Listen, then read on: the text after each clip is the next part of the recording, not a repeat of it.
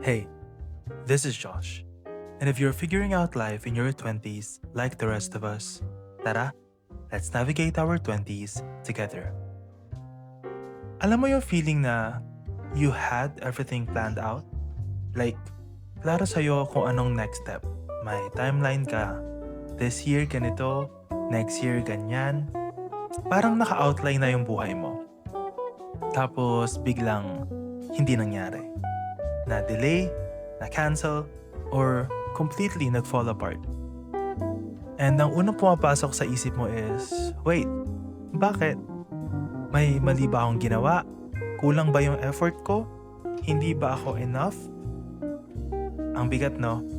Kasi hindi lang naman yung plan yung nawawala eh. Pati yung version ng sarili mo na naka-attach sa plan na yon. Yung future na ini-imagine mo, parang biglang nawala. And for a while, parang stuck ka. Hindi mo alam kung anong next move. Hindi mo alam kung magsisimula ka ulit or maghihintay ka lang. And to be honest, that space, sobrang uncomfortable niya.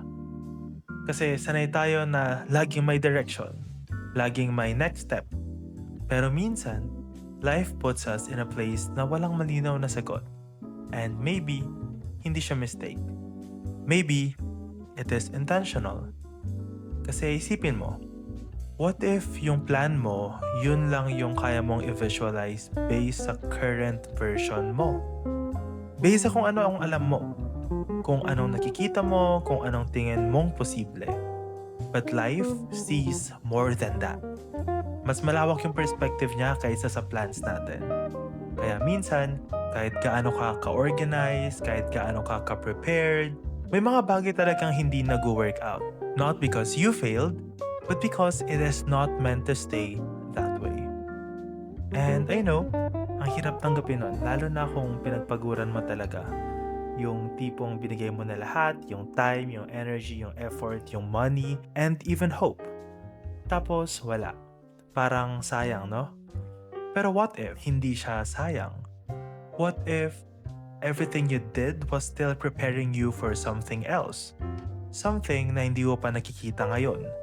Kasi minsan, akala natin rejection siya. Pero redirection pala. Ang cliche man pakinggan, but it's true. There are things in life na hindi natin maiintindihan habang nangyayari. Sa dulo lang siya nagme-make sense. Yung mga buti na lang hindi natuloy. Yung mga buti na lang delayed.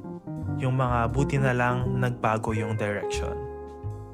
Pero habang nasa gitna ka pa lang, ang hirap niyang paniwalaan.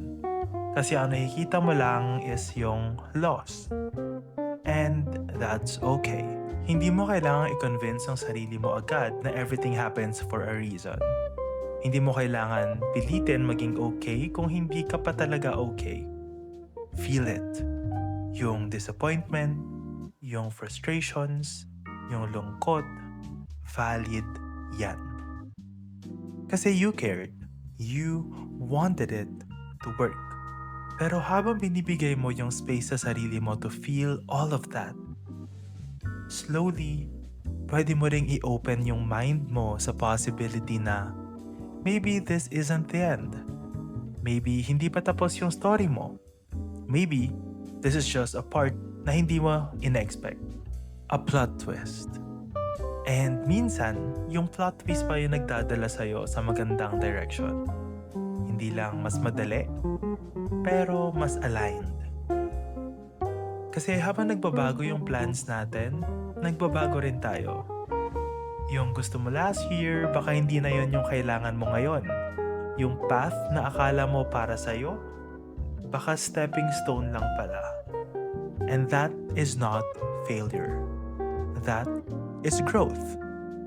So, if you're in that place right now, yung feeling mo wala kang nangyayari or hindi nag-work out yung plans mo, take a deep breath. Hindi ka nahuhuli. Hindi ka napag-iiwanan. Hindi ka nagkamali just because things didn't go the way you expected. You are just in a transition. And transitions are messy. They are uncomfortable. Pero doon nangyayari yung pagbabago. Doon ka hinuhubog. So, instead of asking, bakit hindi nag-work out? Maybe try asking, saan ako dinadala nito? You don't need all the answers right now. Hindi mo kailangan ma-figure out agad yung buong buhay mo. One step at a time lang.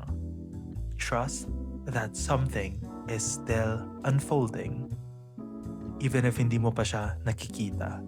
Even if hindi pa siya clear. Kasi one day, magigising ka na lang and you will realize, kaya pala hindi nag-work out yung plan mo before.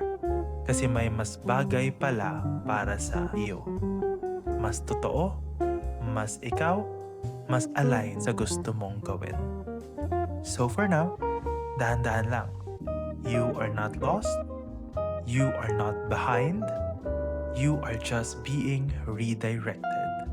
And maybe that's exactly where you need to be. If you're figuring out life in the 20s, like the rest of us, tara, let's navigate our 20s together. Usap ulit tayo next time.